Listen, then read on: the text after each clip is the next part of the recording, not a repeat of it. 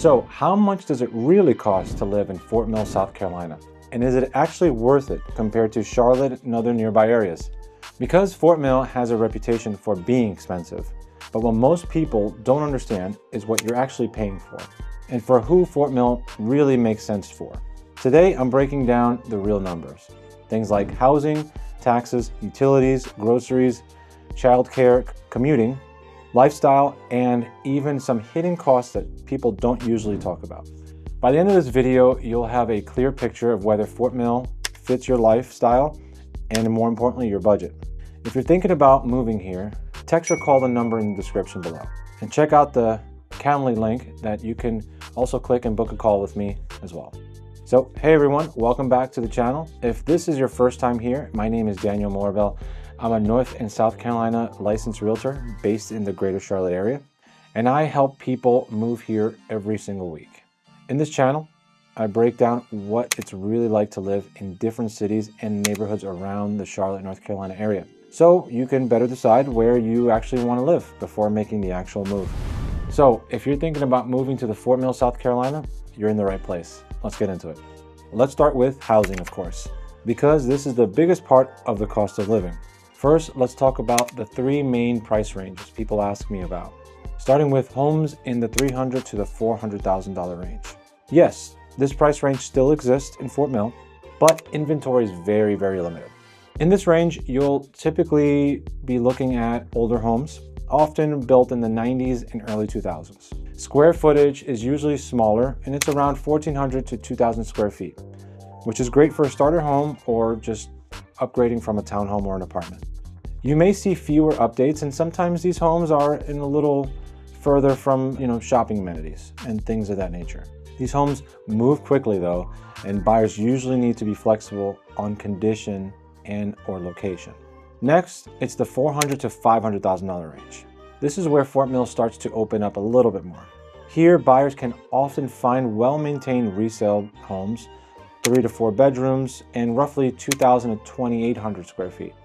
This is more of like your move-up homes in neighborhoods. Some neighborhoods include amenities like pools and walking trails. Competition is still strong, but this range works well for buyers who want Fort Mill schools and a really nice location, without stretching to the upper end of the market. Now, let's talk about the $500,000 to $750,000 range. This is where most buyers I work with end up. At this range, you're usually getting newer or nearly new construction, 3 to 5 bedroom, and 25 to even 3,500 square feet or more. Many of these homes are in a planned community with pools, playgrounds, trails, and neighborhood events. This is where Fort Mill really delivers a value for families relocating to the area. Now, it's worth talking a little briefly about renting. Apartments in Fort Mill, South Carolina, generally range from about $2,000 to $2,600 per month. And the single family rentals often run between $2,800 to about $3,500 per month. A lot of people move here planning to rent first, then realize buying often makes more sense long-term because of taxes, appreciation, and monthly stability. Because rent tends to go up every year, as far as I see here in the area. South Carolina property taxes are significantly lower than North Carolina's, especially for owner-occupied homes. As an example, a $600,000 home in Fort Mill might have an annual property tax of around $2,500 to $3,500. The same home value in parts of Mecklenburg County, which is Charlotte, can easily be double that. It's a really big consideration. Lower property taxes don't just help monthly cash flow, they also improve long-term affordability and resale value. Now let's talk about utilities and monthly bills. For a typical Fort Mill home, electric bills usually fall between $150 to $250 per month, depending on the season, of course.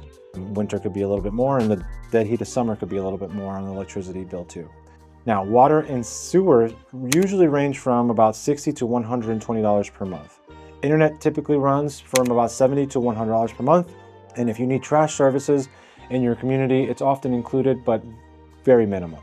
Many homes here are newer and energy efficient, so larger homes don't always mean much higher utility costs, which is a great thing.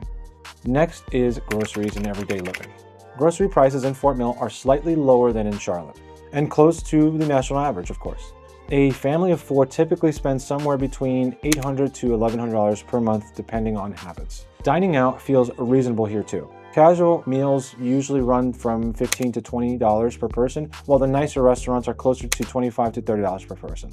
So day-to-day costs here feel comfortable. You're not consistently paying big city prices. Now, let's talk about gas and commuting and transportation. Many Fort Mill residents commute into Charlotte and back home after the day is done. Drive times typically range from about 15 to 35-ish minutes to Ballantyne or the South End area, and 25 to 40 minutes to Uptown Charlotte. And gas prices are usually slightly cheaper than North Carolina, and there are no toll roads, which people really appreciate right here. Fort Mill works best for people who are okay trading a short commute for better schools, near homes, and lower taxes. Now, let's talk about childcare and schools, which is one of the biggest reasons people choose Fort Mill, South Carolina. Fort Mill School District is consistently ranked among the top school districts in South Carolina. According to the sources like niche.com, greaterschools.org, and South Carolina Department of Education, many Fort Mill schools receive really strong ratings. Childcare costs typically range from about $1,200 to about $1,800 per month for daycare, and private preschool and early education programs often fall between $10,000 to $15,000 annually. Now, this is very important. Always verify school zoning and ratings using official district maps when making housing decisions. Many families feel the higher home prices here are justified by the long-term education quality. Now, healthcare across Fort Mill is also excellent. You're close to major providers like Atrium Health, Novant Health, and the Piedmont Medical Center. Healthcare costs are competitive with Charlotte and generally below national average. You get metro-level healthcare access without the metro-level congestion. Now, let's talk about lifestyle. Fort Mill is very lifestyle-focused. You'll find parks, greenways, and golf courses, community pools, and access to Lake Wiley. Now, gym memberships usually range from about $40 to $80 per month. Golf costs, they vary widely depending on the club, of course. Fort Mill is more about family lifestyle and long-term living than the nightlife and entertainment scenes that Charlotte has. Now, let's talk about some hidden costs people don't always mention. Some neighborhoods have HOA fees, usually ranging from about $600 to about even $1,500 per year. Traffic can be heavier during school drop-off and pickup time, so consider that during your commute. And the housing market here is competitive, super competitive, especially in those highly desirable school zones. You're paying for stability, safety, and that long-term value. There's no flash. Now, quick reminder, if you're thinking about moving to Fort Mill, South Carolina, or anywhere around the Charlotte metro area, text or call the number in the description below and check out that Calendly link that I mentioned before to book a call directly with me, and we'll get you going. Now, let's compare Fort Mill to Charlotte, North Carolina. Fort Mill, South Carolina generally offers lower property taxes, newer homes, and strong school systems. Charlotte offers more walkability, of course, nightlife, and urban living. This decision usually comes down less to money and more to lifestyle priorities. Let's wrap this up with some honest pros and cons. So let's start with the pros. Now, excellent schools, lower property taxes, safe communities, and strong long-term appreciation. And of course, the cons is Fort Mill isn't cheap anymore like it used to be. Inventory can be competitive, and there's less nightlife than Charlotte, and traffic can build during peak hours. Fort Mill is also best suited, or I hear that it's best suited for young professionals that don't mind commuting into Charlotte, and buyers in the $500 to $750,000 range, and people just prioritizing schools and long-term value. That's the full breakdown of what it really costs to live in Fort Mill, South Carolina. So if you're thinking about moving here, or even just starting to explore the options, the easiest next step is to book a call with me. There's a link below in the description area where you can schedule a call that works for you, at a time that works for you. And we'll talk through your situation, your budget, and whether Fort Mill or any other nearby area makes the most sense for you and your family. I do this every single week with people moving to the area, and my goal is always to help you make the right decision, not just any decision.